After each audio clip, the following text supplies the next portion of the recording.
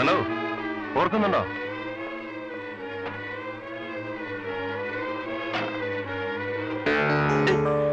ദേവനാരായണൻ. ഞാൻ കുറെ നാള് ബോംബെയിലായിരുന്നു. ഈ കൈവെട്ടലും കൊലപാതകം നടത്തുന്ന കമ്പനിയിൽ അവിടെയായിരുന്നു ജോലി. ആ ലോക്കറിന്റെ താക്കോലിങ് എന്തൊക്കെ? ഏത് ലോക്കർ? ഏത് താക്കോൽ? ബഹളം വെക്കരുത്, ഞാൻ പറയുന്ന കേൾക്കൂ. അയ്യോ, അയ്യേ, നിങ്ങളൊരു വക്കീലല്ലേ, നിങ്ങൾക്ക് നിയമം അറിയില്ലേ? Relax relax relax.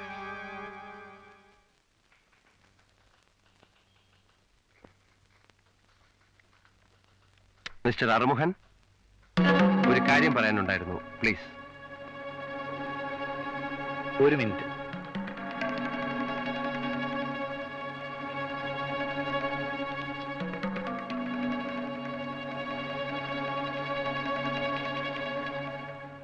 എന്നെ ഓർമ്മയുണ്ടോ? പണ്ട് തിരുവാഭരണ മോഷണ കേസിന് ജയിൽ ശിക്ഷ അനുഭവിച്ച് പിന്നീട് നാട് വിട്ടുപോയ ദേവനാരായണൻ നമ്പൂതിരി. നിങ്ങൾക്ക് എന്താ ഇപ്പൊ വേണ്ടത്? അഡ്വക്കേറ്റ് രാധാകൃഷ്ണൻ എന്നെ ഒരു ജോലി ഏൽപ്പിച്ചിരിക്കുകയാണ്. പുള്ളിക്കാരൻ ഇങ്ങോട്ട് വരാൻ ബുദ്ധിമുട്ടായത് കാരണം ഈ ലോക്കറിന്റെ താക്കോൽ എന്നെ ഏൽപ്പിച്ചു. മുതലാളി ഇത് കാത്തിരിക്കുകയാണല്ലോ. നിങ്ങൾ എന്തായി പറയുന്നത്? പതുക്കെ. ഇതുകൊണ്ട് വേണ്ടേ ഇൻസ്പെക്ടർ ചന്തപ്പന്റെ ലോക്കറിൽ നിന്നും നിങ്ങളുടെ ലോക്കറിന്റെ താക്കോൽ എടുക്കാൻ? അതിനകത്തല്ലേ വിൽക്കാൻ കഴിയാത്ത തിരുവാഭരണത്തിന്റെ ബാക്കി സൂക്ഷിച്ചിട്ടുള്ളത്? തിരുവാഭരണം? ഏത് തിരുവാഭരണം? നാട്ടുകാരെയും ക്ഷേത്രവിശ്വാസികളെയും വിളിച്ചു വരുത്തി പോലീസുകാരുടെ മുന്നിൽ വെച്ച് ഞാനത് തുറന്നു കാണിക്കണോ? വേണ്ട. വേണ്ടെങ്കില് താനും ഇൻസ്പെക്ടർ ചന്തപ്പനും പിന്നെ ഈ കളവുമായി ബന്ധപ്പെട്ട ഇയാളുടെ ശിങ്കിടികളും അടക്കം എന്നെ വന്ന് കാണണം. ഞാൻ എന്റെ ഇല്ലത്തുണ്ടാവും.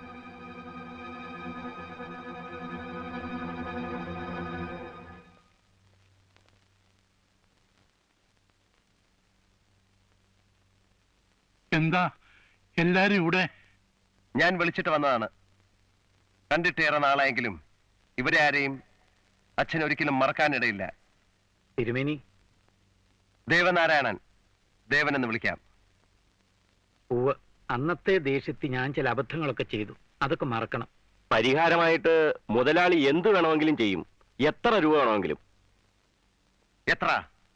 1 ലക്ഷം, 2 ലക്ഷം, 10 ലക്ഷം? എടോ, തന്റെ ഈ മുതലാളിയെ വിലക്കെടുക്കാനുള്ള കാശ് ഇന്ന് എന്റെ കയ്യിലുണ്ട്. പണം കൊണ്ട് വീടെടുക്കാവുന്നതല്ല എനിക്ക് നഷ്ടപ്പെട്ടത് എന്റെ കുടുംബത്തിൽ.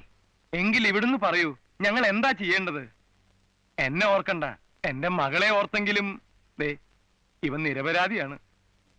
നിരപരാധിയായ എന്നെ നാട്ടുകാരുടെ മുന്നിൽ വെച്ച് നിങ്ങൾക്ക് കള്ളനാക്കാം. ചെയ്യാത്ത കുറ്റത്തിന് എന്നെ ജയിലിലിടാം, തല്ലിച്ചതയ്ക്കാം, അല്ലേ? ഞാനതെല്ലാം മറക്കാം. പക്ഷെ ഈ ഇരിക്കുന്ന മനുഷ്യനാരാണെന്നറിയോ? സ്വന്തം മകനെ കൺമുന്നിലിട്ട് പീഡിപ്പിക്കുന്ന കണ്ട് തളർന്നുപോയ എന്റെ അച്ഛൻ. ആ മനുഷ്യന്റെ തളർച്ച മാറ്റി എഴുന്നേൽപ്പിക്കാൻ നിങ്ങൾക്ക് കഴിയുമോ? എന്റെ പെങ്ങന്മാരുടെ തകർന്ന ജീവിതം തിരിച്ചു കൊടുക്കാൻ നിങ്ങൾക്ക് കഴിയുമോ? പട്ടികളെ! മകൻ കള്ളനാണ് എന്ന് ഇന്നും വിശ്വസിക്കുന്ന എന്റെ അച്ഛന്റെ മുന്നിൽ നിങ്ങളാണ് തിരുവാഭരണം മോഷിച്ചതെന്ന് പറയോ? റാസ്കൽ! എടാ, വിളിച്ചു വരുത്തി നാണം കെടുത്തിയാൽ നായിന്റെ മോനെ നിന്നെ ഞാൻ.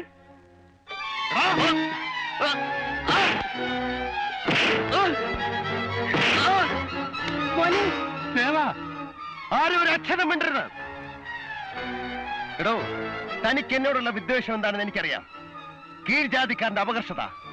ഒരു സവർണ സ്ത്രീ 60 കഴിഞ്ഞ വൃദ്ധയാണെങ്കിൽ പോലും അവരെ വരെ പകയോടെ പ്രാപിക്കാൻ പോകുന്ന നിന്റെയൊക്കെ മനസ്സിലാണ്ട ജാതി മൈത്തവും. അന്ന് നീ എന്റെ അച്ഛന്റെ കയ്യിൽ നിന്റെ തീണ്ടൽ മാറാൻ 2 രൂപ കൊടുത്ത ഓർമ്മയില്ലേ?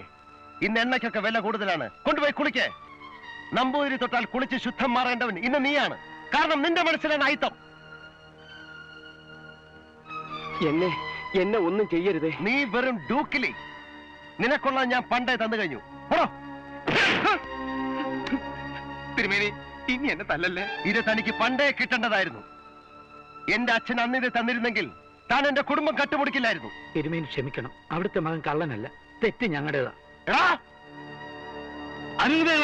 തല്ലരുത്, തല്ലരുത്. അയ്യോ, എന്റെ പോലെ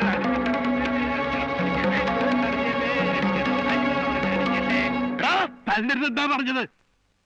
എന്നെ ഇവന്മാർ ഇവിടെ തല്ലി ചതച്ചപ്പോൾ ഇതിനേക്കാൾ ഉച്ചത്തിൽ എന്റെ അച്ഛനും അമ്മയും പെങ്ങന്മാരും നിലവിളിച്ചില്ലേ? പൊട്ടിക്കരഞ്ഞില്ലേ? കള്ളൻ കള്ളൻ എന്നിവന്മാർ എന്നെ കുറിച്ച് അലറിയപ്പോൾ നിങ്ങളുടെ നിലവിളികൾ ആരും കേട്ടില്ല. നാട്ടുകാരും പോലീസുകാരും കോടതി മുറി വരെയും ആ ശബ്ദം കേട്ടില്ല. എന്റെ അച്ഛന്റെ മനസ്സിന്റെ ആഴങ്ങളിൽ വരെ അതിന്റെ മാറ്റിൽ ചെന്നെത്തിയില്ലേ? ഇറങ്ങിപ്പോടാ കള്ള എന്ന് അച്ഛൻ എന്നോട് പറഞ്ഞില്ലേ? അന്ന് ചങ്ക് പൊട്ടി ഇറങ്ങിപ്പോയപ്പോൾ ഞാൻ എന്റെ മനസ്സിൽ കുറിച്ചിട്ടതാണ്, എന്റെ അച്ഛന്റെ മുന്നിൽ മാത്രമെങ്കിലും ഞാൻ കള്ളനല്ല എന്ന് തെളിയിക്കേണ്ട ഈ മുഹൂർത്തം. മോനെ